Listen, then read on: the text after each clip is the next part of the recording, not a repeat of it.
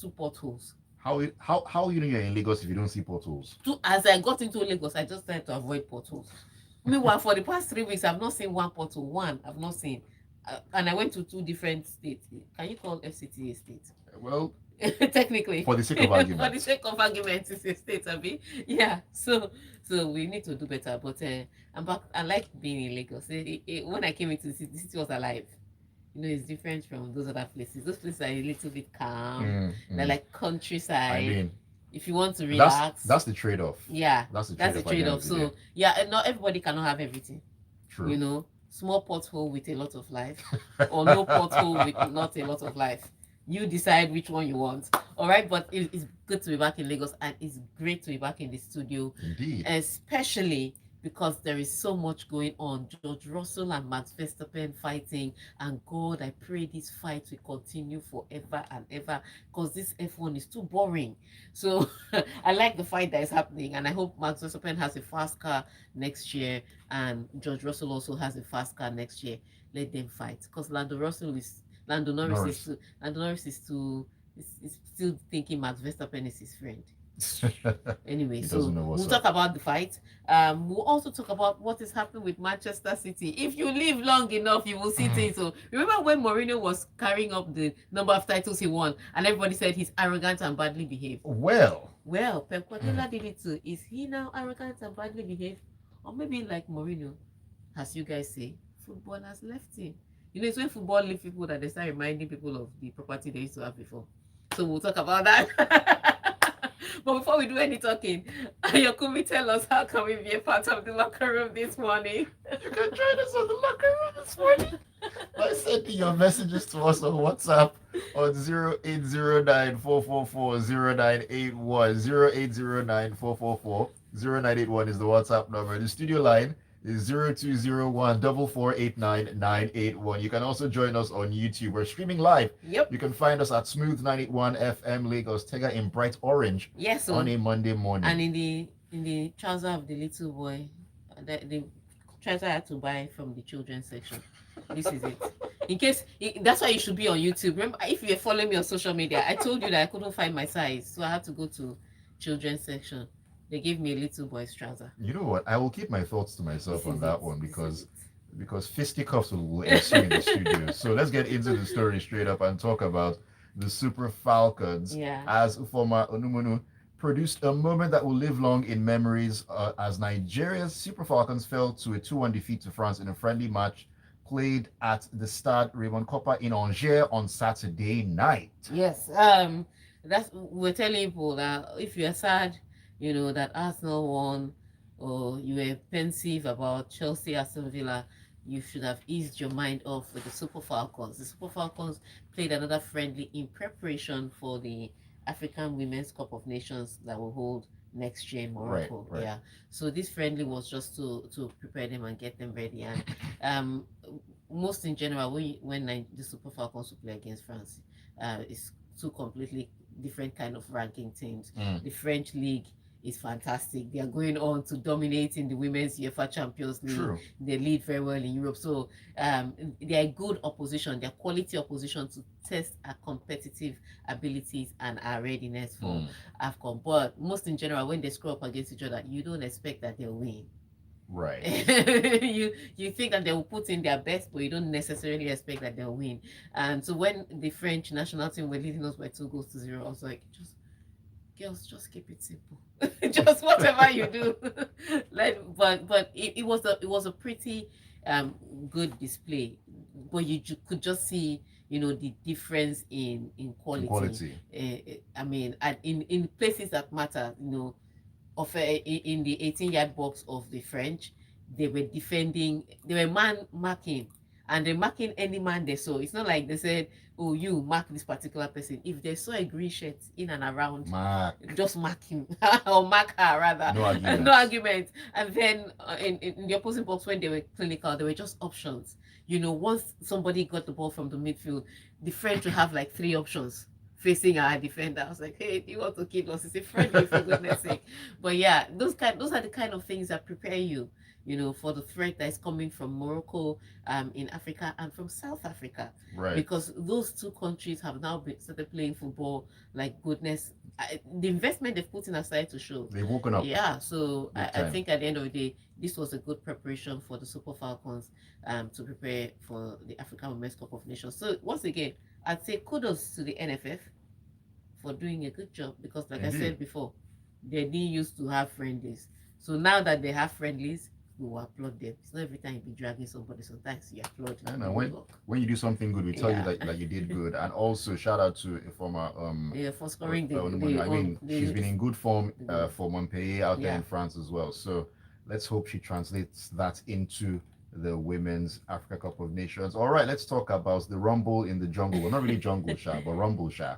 Max Verstappen says he has lost all respect for George Russell after receiving a penalty at the Qatar Grand Prix. Okay, first of all, let me just go to the results, because really the results are of no consequence. We already know that Max Verstappen has won the championship. Right. So the only thing that is left is the Constructors' Championship, which McLaren could have wrapped up this weekend if they performed well. But Lando Norris, his head is still touching. Piastri tried to do his best, but they couldn't, because Max Verstappen won the Qatar Grand Prix on the day, just getting um, Red Bull some more points to keep them in it. Ferrari's two cars did great, because part of the reason why Red Bull are not yet declared, have not yet been declared winner, is that Ferrari is close. Okay. So So there's still a chance. there's still a chance. So it's McLaren, Ferrari, then Red Bull. And so McLaren didn't perform very well this weekend, and that's why they didn't win it. But the race was not really where the drama was. It was everything around the race. So in qualifying, um, Verstappen had apparently slowed down on the track. You know how it is. Sometimes they slow down to give themselves space, so that when they start really going for their lap, for their qualifying lap, they have enough room to do what they want to do. Unfortunately, you can't just slow down anywhere on the track. If you're starting off on your own lap to just get ready, your out lap to just get ready, there's how you do it. But if Right. you've done your out lap to get ready, and then you get to the track and you're going, and then you think, no, I shouldn't go now, and you slow down, that's an offense. And so he slowed down in front of George Russell, Ah. impeding George Russell. Now the stewards now called both of them into the driver's room. Most in general, when two drivers are facing each other, the things that they say on radio, they can't say it to each other's faces. It's the same thing like when people say things on social media that they will never say to your I'm in face. my house. Come and beat me. Meanwhile, if you see on the road, when you say, they can't even say the same thing. And so, but George Russell was like, no, he was impeding me. So Max Verstappen felt bad, that we are guys, or at least we are drivers. Let's have some respect for each other. But George Russell was like, I'm going to tell it as it is. So Max Verstappen felt bad.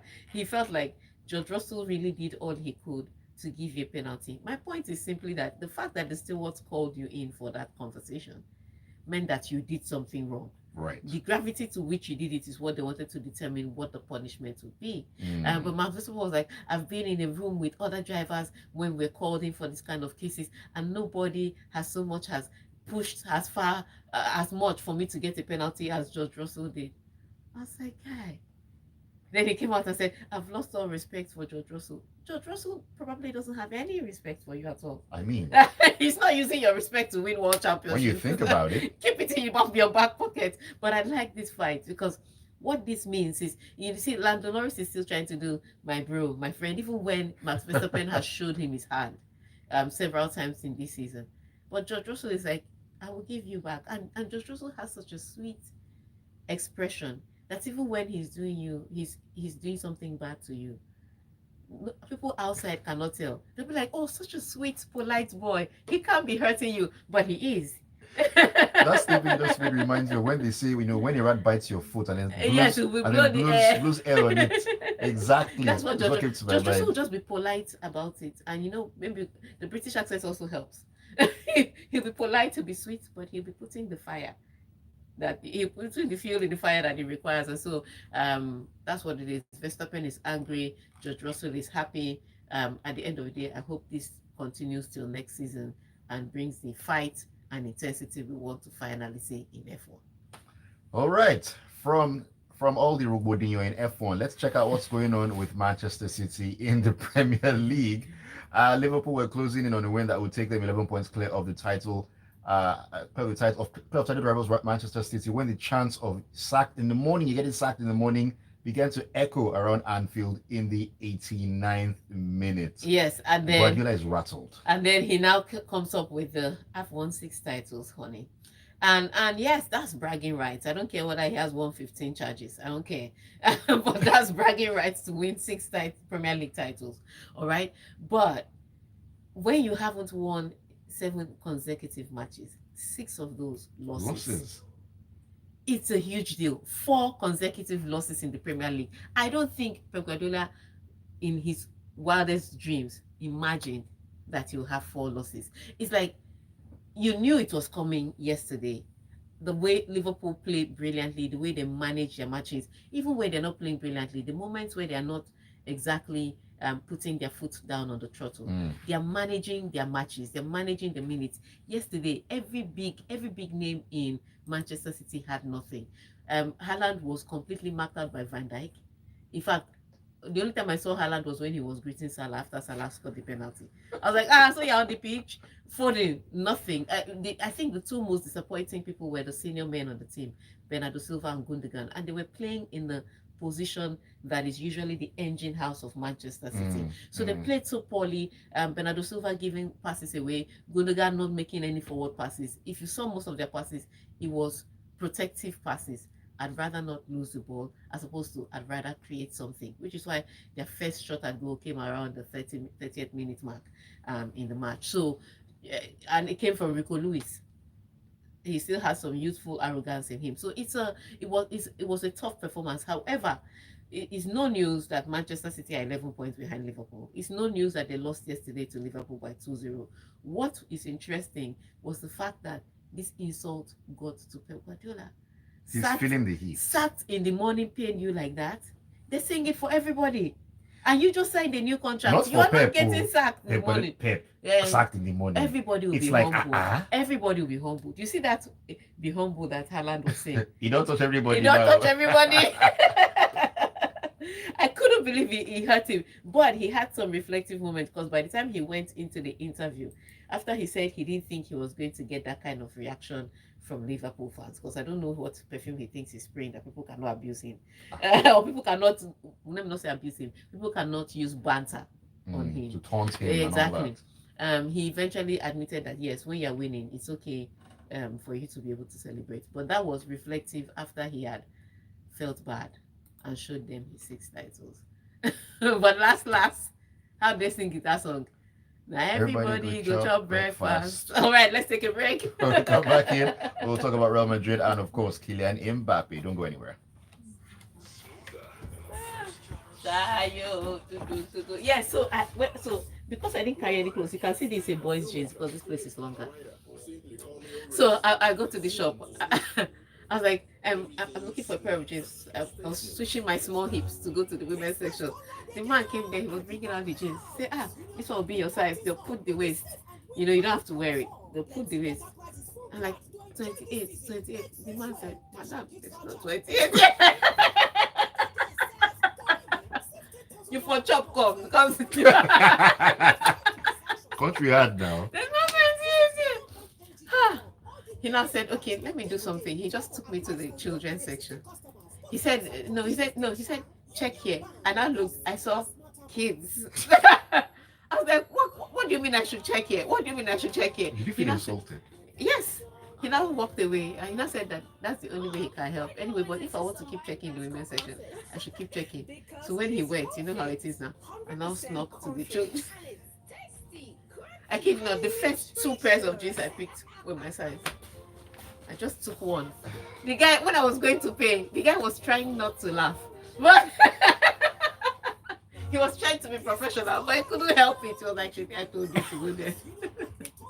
So yes, this is my boy jeans, my little boy jeans. Rock and move. Now money used by him. Probably a 13-year-old boy's jeans. The waist is still loose, but at least it's my leg. Now your money used by him. Exactly. Rock your jeans.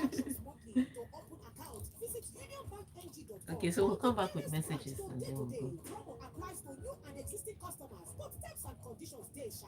Union Bank, your simplest water bank. Child. So I will hold it here. See. This is Uzi Quando. You are now listening to Smooth Breakfast. I will eat. I'll add weight. People are trying me too much. I'll add weight. The economy is not allowing us to eat anyway. Come on, give me. So let's come back with some messages. All right, welcome back into the locker room on the Smooth Breakfast on Smooth 98.1. Love music, love life. It's a Monday morning. Ayokunmi here. Tega as well in the studio as we dive into the sporting stories. And of course, you can be a part of the conversation. A number of messages lined up already, looking tighter than Lagos traffic on Third Mainland Bridge.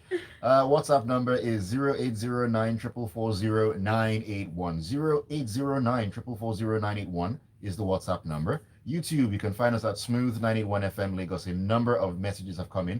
Uche Nwokwe says, Ahmad, Starboy showing them how it's done. Bring on the Gunners. Uche, calm down. Wednesday is not far. Uche, relax. So, further says, Liverpool is on fire. City still trying to find their bearings. Still no words on Pep. Age, injuries, and poor form has affected him. It's a lie. He's the kind of person, he's the kind of cook that ingredients have to be complete for the soup to be sweet. That is not a good cook. Anyway, by Wednesday, I think he's playing Nottingham Forest on Wednesday. Yes, he is. So that's a good game for him to try and slide in. Ruben Diaz is back. Kevin De Bruyne is back. So hopefully that will give him a victory. Well, we shall see. Let's see. Padre Pio Orpayo says, life shall no balance. Spurs thrashed City, but couldn't beat Fulham. City's woes continue. 7 goals in the first half of the Gunners match. Ridiculous. What a weekend. Let me see what's up. Michael says, Baba Ikorodu's Jazz, humble egg roll is finally active. Pep, go and beg who you offend. Okay. All right, let's get back into the stories and take a couple and we'll get back into the messages as well. Keep them coming. We love to hear from you always. Let us look at what's been going on in La Liga. Now, Spanish champions Real Madrid beat Getafe 2-0 to move second in La Liga on Sunday with Kylian Mbappe finding the net. Yes, he found the net. Then he missed some other obvious chances, and I was like, it's not really there yet. But he found it. He found it's there. It's still at the bottom. It's not it's like your 6-pack. It's not everybody has 6-pack. It's just that some people's 6-pack has been covered by fufu. So that's what it is. It's there, but it's beneath a lot of other things, and that's what Kylian Mbappe is. He's coming back. The goal he scored, it was a usual Mbappe goal, coming in from the left, coiling that ball to the other end, and coming in off the post. That's a typical Mbappe goal. That's what we saw Mbappe do in, season out. But there's still small rust that needs to be shaved off his game. But it was a good game, a brilliant game for Real Madrid, and very important because Barcelona, just like City, just like Aston Villa, have now hit the moonwalk. Right. And they haven't been able to find a win in recent games. And so against Las Palmas, they thought this was certainly the game we'll come back against. We're at home, we're playing Las Palmas. Exactly. Do you understand? It's exactly. A team ranked low on the table. We should be able to get Las Palmas. But then they created a lot of chances in the first half. Didn't look clinical enough, didn't finish anyone. Las Palmas came in, scored the first goal. They eventually were able to equalize through Rafinha. And just when it looked like it was getting good with Lamine Yamal coming on the pitch, and playing brilliant 1-2s with Rafinha, they lose the ball and Las Palmas scored the second goal. And from then on, Las Palmas just built the walls of Jericho. And since the Barcelona players are not Israelites, it did not come down. That's how the match ended. Yeah, 2-1 in favor of Las Palmas. So Barcelona has dropped points to the extent that Real Madrid are now just 1 point behind them with a game in hand. And so by midweek, by Wednesday, Real Madrid could overtake them. That'll be a very interesting turn of events. Yeah, because at some point in time, it looked like Barcelona were clear in free air. And now they've been dragged back into it. Yeah. All right. Interesting things going on in La Liga. Let's head into the Serie A and talk about an unfortunate incident that happened yesterday. Fiorentina's match with Inter Milan was stopped on Sunday after midfielder Eduardo Bove suddenly collapsed to the ground. He was rushed even an ambulance, as players and fans looked on in horror. It looked like a very Yeah, difficult I situation. think it was. We are now hearing reports that make us know that it is a difficult situation. Because as of last night, sorry, any hours of this morning, which is when we took the story, he was reported to still be in the ICU.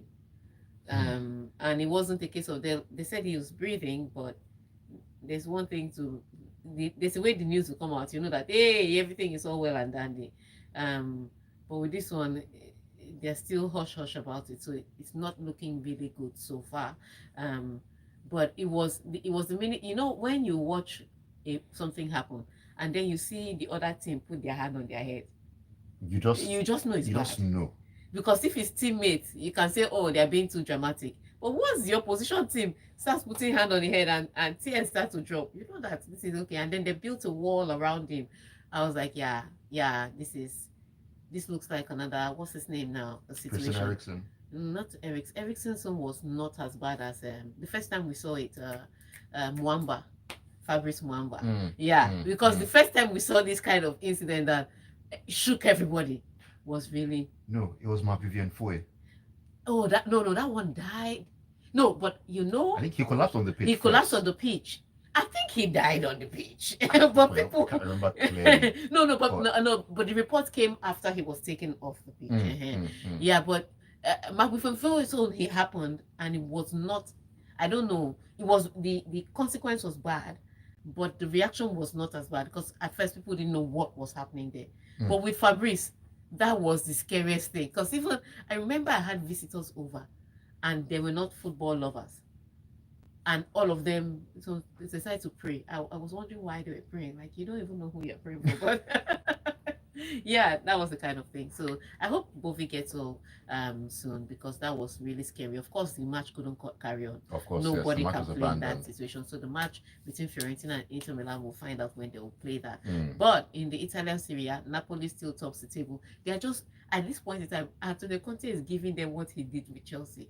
He's just winning the amount of goals he needs to win.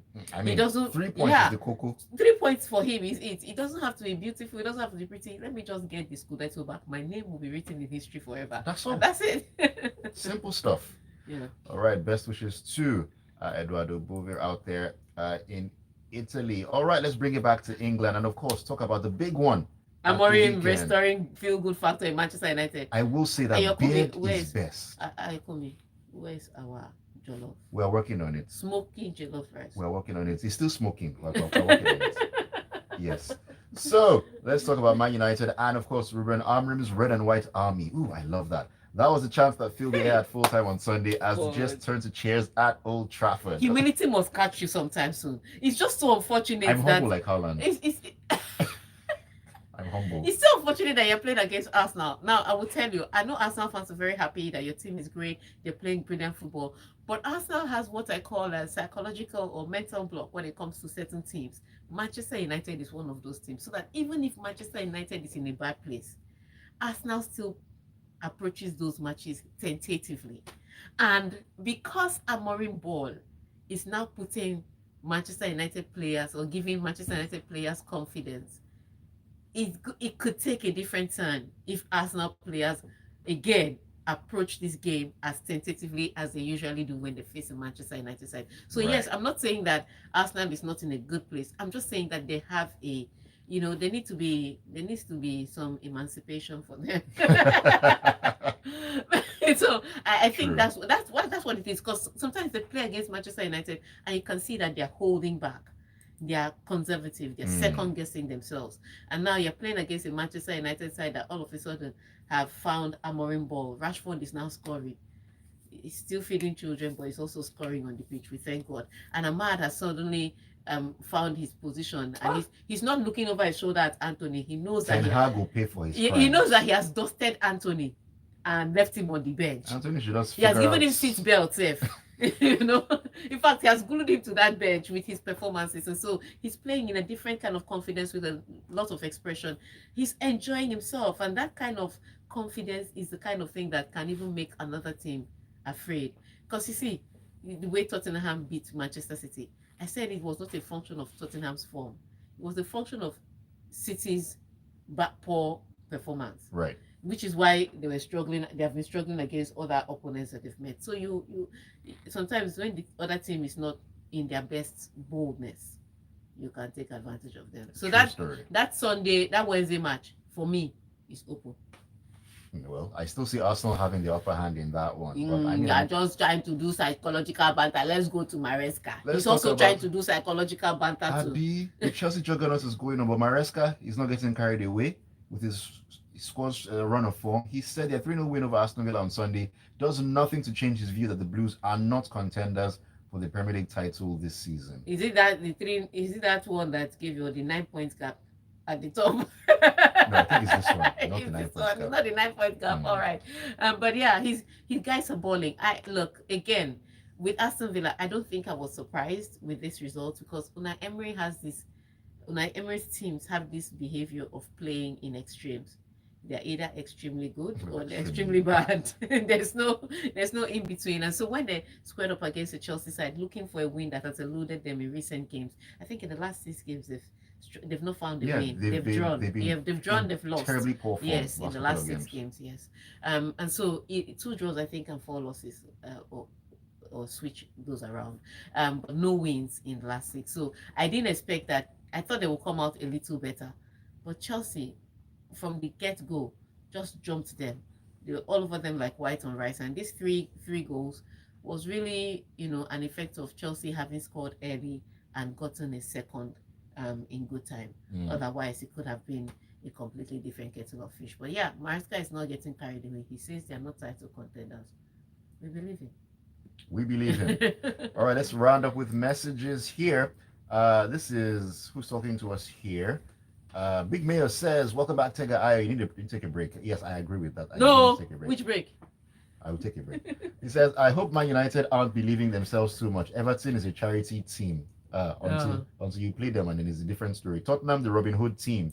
AY from Niru says, "Hansi Flick, your Cretch boys are not doing well, though." I thought they were the best thing after sliced bread. Nathan Njoku from Kirikiri Town says, "Tega, you say Forest is a good match for City to try and get back their mojo. Remember, it was this Forest that defeated Liverpool at Anfield with counter-attacking masterclass. And since then, I see don't they look. And since then, what has happened? You will always find those matches in the Premier League once in a while. Kosikol says, "Chelsea are not in the title race. Maresca has told you people, though, we are just winning one by one. No rush. No rush. No pressure." Mayowa says, "Tega, welcome back. Please, did Djokovic just lose 2 straight sets to Del Potro, even with Murray on his team? Las Palmas palming Barcelona at home, and Real Madrid in La Liga be telling Barca, Crash, calma, na marathon, no be sprint." All right, on the Djokovic loss to Del Potro, I'm not saying that he threw the match. I'm just going to say that Del Potro was doing his farewell match, was having his farewell match. So Djokovic would have played with that kind of wisdom in mind, Right. that this is this guy's farewell, and so let me not go and do anyhow.